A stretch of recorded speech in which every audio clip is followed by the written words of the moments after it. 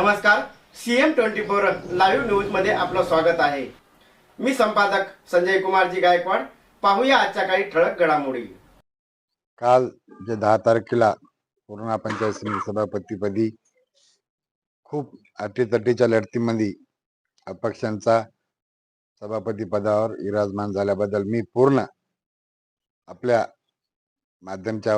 चॅनलच्या माध्यमाच्या वतीनं पूर्णा तालुक्यातील पूर्ण जनतेचे पहिल्या प्रथम हार्दिक अभिनंदन करतो, त्यांचे ऋण व्यक्त करतो.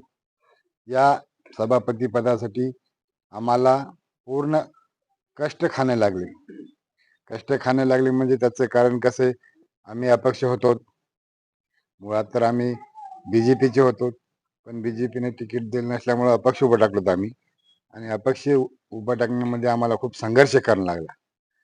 त्यामुळे संघर्षामध्ये आम्ही विजय निश्चित प्राप्त केला आणि सभापती पदासाठी आपल्या जिल्ह्याच्या लाडक्या पालकमंत्री मेघना दीदी असतील, त्यांचे वडील माजी आमदार रामप्रसाद बोर्डीकर साहेब असतील, आपले युवाचे प्रेरणास्थान असलेले परभणी जिल्ह्याचे लोकप्रिय खासदार बंडू जाधव असतील, यांनी आम्हाला खूप सहकार्य केल्याबद्दल आम्ही त्या सभापती पदावर विराजमान झालो. पुढील शेतकऱ्याचे जे काही प्रश्न आपण कशा पद्धतीने सोडवणार आहोत? पुढील मागच्या इलेक्शनच्या काळामध्ये तुम्ही आमच्या बऱ्याच ठिकाणी बाईट घेतल्या, त्यावेळेस आम्ही तुम्हाला हेच सांगितलं होतं की बा येणाऱ्या काळामध्ये आम्ही शेतकऱ्याच्या लाईट बिल असो, पाणीचा प्रश्न असो, रस्ते असो, नाल्या असो, या सगळ्या गोष्टीवर आम्ही लक्ष केंद्रित करून सर्वसामान्य शेतकऱ्याचे प्रश्न सोडण्याचे काम करू. अनेक ह्या निवडणुकीमध्ये अनेक राजकीय पक्ष असे आपण झुंजू देत आपण हा लढा यशस्वी पार पडला. काय अडीअडचणी आल्या, काय आव्हान होतं का तुला?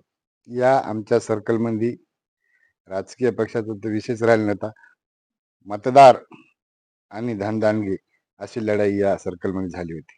आम्ही सर्वसामान्य माणसाचे कामं करतो, त्यांच्या सुखादुःखामध्ये अडीअडचणीला मदत करतो, म्हणून हे इलेक्शन कालचं जनतेनेच हातामध्ये घेतलं होतं. मागच्या काळामध्ये प्रशासक होता, जिल्हा परिषद असतील किंवा पंचायत समितीवर असेल, त्यामुळं या जे निराधार योजनेचे कामं असतील किंवा MRGचे कामं असतील, कुठल्याही कामामध्ये थोडं बहुत विसंगती आलेली आहे, पण प्रशासक आता संपलेलं आहे. आता लोकप्रतिनिधीचा राज आहे, त्यामुळं या गोष्टीला लाभार्थ्यांना कुठेच अडचण येणार. खरं जर पाहिलं तर काल 8 मार्चला महिला दिन होता, त्यामुळं त्या महिला दिनामुळं खरं तर आपल्या तालुक्याचं किंवा जिल्ह्याचं भाग्य मानायला पाहिजे की महिलेला आपल्या सभापती पदाची संधी भेटल्यामुळं आम्ही येणाऱ्या काळामध्ये महिला दिनाच्या औचित्य साधून महिलेसाठी, लहान कुपोष बालक असतील किंवा मुलीसाठी असतील, येणाऱ्या काळामध्ये त्यांच्यासोबत राहून कार्य करू. 2025-26 जिल्हा परिषद पंचायत समितीच्या इलेक्शनच्या संदर्भामध्ये पूर्ण 2 महिने रणधुमाळी झाली. त्या रणधुमाळीमध्ये आमचं कावलगाव सर्कलमध्ये जे अपक्ष निवडून आलेत, त्यामुळे सर्कलचं आम्ही मनापासून अभिनंदन मानतो. आणि काल जे 10 तारखेला जे निवड झाली सभापती उपसभापतीची, त्यामध्ये पूर्णा तालुक्यातील पूर्ण जनतेचं मी माझ्या सर्कलच्या वतीनं अभिनंदन करतो. धन्यवाद. आणि सभापती पदी उज्ज्वला नारायणराव पिसाळ आणि उपसभापती काशीनाथराव शंकरराव काळबांडे यांची निवड झाल्याबद्दल सर्वांचे अभिनंदन करतो.